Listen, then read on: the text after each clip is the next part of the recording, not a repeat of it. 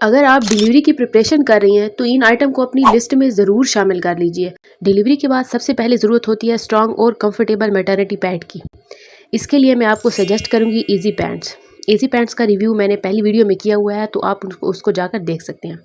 Normal pad उस वक्त enough नहीं होते। ब्लॉटिंग, लीकेज और हैवी फ्लो के टाइम पर ये आपको कॉन्फिडेंस और सुकून दोनों देते हैं, इसीलिए आइटम बिल्कुल मस्ट है। गर्ल्स, डिलीवरी से पहले ही आप वाटरप्रूफ शीट परचेज करके रख लो, क्योंकि डिलीवरी के बाद हैवी ब्लीडिंग स्टार्ट हो जाती है।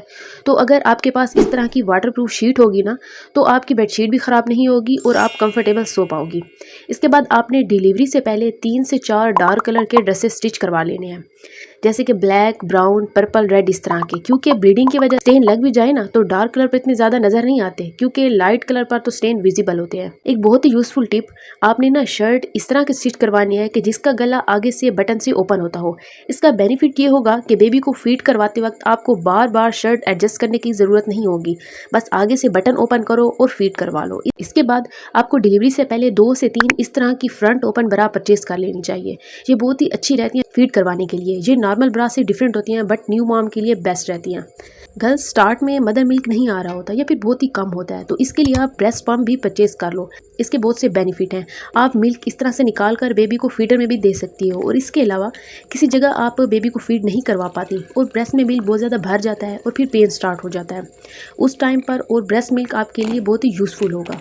आप कहीं साइड पर होकर पंप करके बेबी को फीडर में डालकर भी दे सकते हो। और एक बहुत ही यूज़फुल काम कि जब आप बच्चे को फीड छुड़वा रही होती हो, आपका ब्रेस्ट मिल्क से भर जाता है क्योंकि बेबी फीड नहीं कर रहा होता, तो आप पेन कम करने के लिए कुछ मिल्क निकाल सकती हो और वो भी बेबी को पिला सकती हो।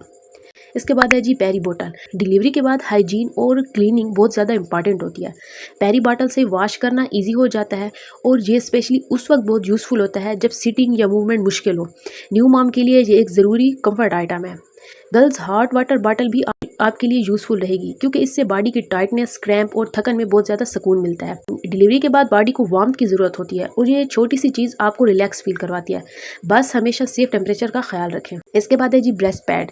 ब्रेस्ट फीडिंग के दिनों में कभी कभी मिल्क लीकेज भी हो जाती है, और ये न्यू मॉम के लिए ऑकवर्ड भी हो सकती है। ब्रेस्ट पैड आपके कपड़े ड्राई और क्लीन रखता है, इससे कॉन्फिडेंस भी बना रहता है और कम्फर्ट भी। इसके बाद है जी निपल क्रीम। जब ब्रेस्ट फीड स्टार्ट करते हैं ना, तो निपल ड्राई, सोर या सेंसिटिव हो जाते हैं।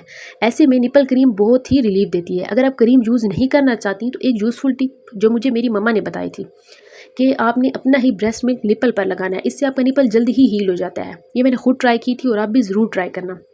इसके बाद है फीडिंग पिलो। न्यू मॉम के लिए फीडिंग पिलो बहुत ही बेस्ट रहता है। बेबी को फीड करवाते वक्त हैंड, शोल्डर और बैक को सपोर्ट मिलता है। इससे पोस्चर बेटर रहता है और फीडिंग ज़्यादा इजी और कंफर्टेबल होती है। इसके बाद है जी कमोड या फिर टॉयलेट चेयर। लास्ट में गर्ल्स, अगर आपके घर में कमोड है तो डिलीवरी के बाद उसी को ही यूज़ करें। Normal Indian style flush toilet पर बैठना शुरू के दिनों में बहुत ही मुश्किल और दर्दनाक हो सकता है। डिलीवरी के बाद स्टिचेस, दर्द, बॉडी की वीकनेस और नीचे प्रेशर की वजह से नीचे बैठना और उठना बहुत ही मुश्किल रहता है।